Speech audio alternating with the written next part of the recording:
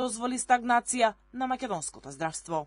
Како што знаеме, веќе во клинички центар Мајка Тереза пуштени се конкурсите за приватните специјализанти, каде што се во ек на тестирањата.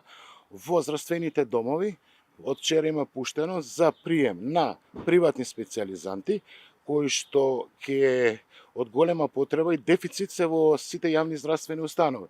Исто така, од наредната недела ќе има конкурс и за средномедицинскиот, техничкиот персонал, административниот персонал, бидејќи дефицит од ваков кадар секаде има во овие јавни здравствени установи. Здравствените работници кои работеа со договор на дело оваа недела ќе имаат шанса преку јавни огласи да конкурираат и добијат договор на неопределено.